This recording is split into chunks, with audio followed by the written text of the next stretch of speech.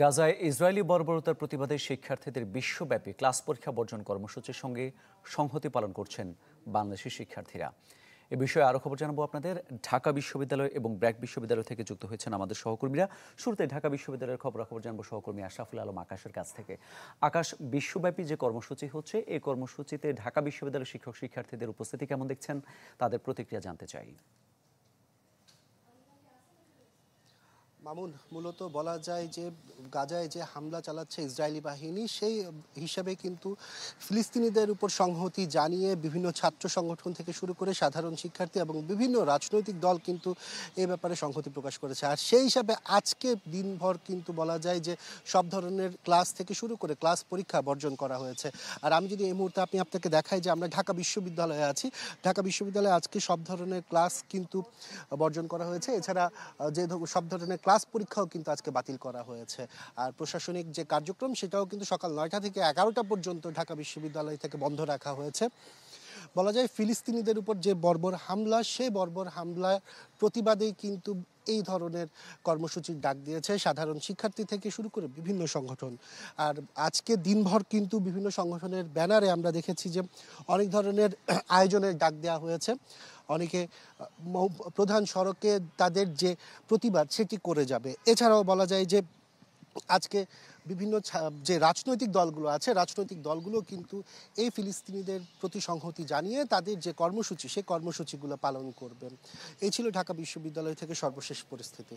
ধন্যবাদ আপনাকে। এ পর্যায়ে ব্র্যাক বিশ্ববিদ্যালয়ের শিক্ষার্থীদের কর্মসূচি সম্পর্কে জানবো সহকর্মী সুলতান মাহমুদ আরিফের কাছ থেকে। আরিফ, ব্র্যাক বিশ্ববিদ্যালয়ের শিক্ষার্থীরা এই সংহতি কর্মসূচিতে কি বলছেন? বিশ্বমানের থার্মিক্স রড, সালাম স্টিল থার্মিক্স, দেশের একমাত্র থার্মিক্স রড। মামুন, পুরো বিশ্বব্যাপী কিন্তু আজকে ফিলিস্তিনে যে ইসরায়েলে বড় হত্যাযজ্ঞ চলছে, তার প্রতিবাদে কিন্তু মানববন্ধন, বিক্ষোভ, মিছিল, নানাবিধ কর্মসূচি কিন্তু গ্রহণ করেছে। তারই প্রেক্ষিতে বাংলাদেশের শিক্ষার্থীরা এবং বাংলাদেশের আপামর জনসাধারণ সকল মহল কিন্তু ফিলিস্তিনে যে হত্যাযজ্ঞ চালাচ্ছে ইসরায়েল, তার নিন্দা জানিয়েছেন। এবং তারই প্রেক্ষিতে আমরা দেখেছি আজকে রাজধানীর বিভিন্ন জায়গায়, রাজধানী সহ সারা বাংলাদেশের বিভিন্ন জায়গায় কিন্তু মানববন্ধন, বিক্ষোভ সমাবেশ করছেন। এবং এই মুহূর্তে আমি রয়েছি ব্র্যাক ইউনিভার্সিটির সামনে। এখানে কিন্তু সকাল 9টার পর থেকেই শিক্ষার্থীরা বিভিন্ন প্লেকার্ড হাতে নিয়ে এবং বিভিন্ন ধরনের স্লোগান দিয়ে ফিলিস্তিনের পক্ষে এবং ইসরায়েলি বর্বরতার বিরুদ্ধে নানাবিধ স্লোগান কিন্তু তারা দিচ্ছেন। এবং পাশাপাশি তারা বাংলাদেশ সরকারের কাছেও তারা আবেদন করছেন যেন অনতিবিলম্বে ফিলিস্তিনের পাশে দাঁড়ানো হয়, এবং সেনাবাহিনীর কাছেও তারা কিন্তু আবেদন করছেন যেন ফিলিস্তিনে যে হত্যাযজ্ঞ চলছে সে সমস্ত অসহায় নারী শিশুদের পক্ষে যেন দাঁড়ানো হয়।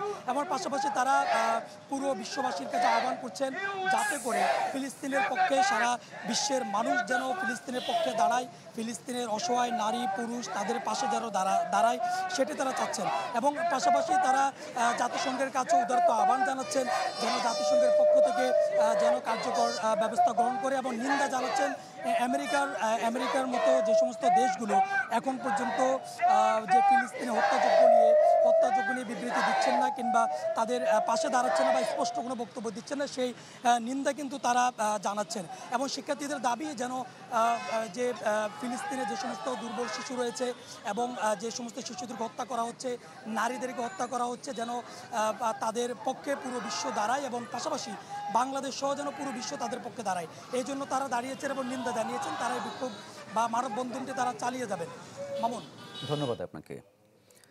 গাজায় ইসরায়েলি বর্বরতার প্রতিবাদে শিক্ষার্থীদের বিশ্বব্যাপী ক্লাস পরীক্ষা বর্জন কর্মসূচির সঙ্গে সংহতি পালন করছেন বাংলাদেশের শিক্ষার্থীরা। এই নিয়ে বিস্তারিত জানাচ্ছিলেন আমাদের সহকর্মীরা।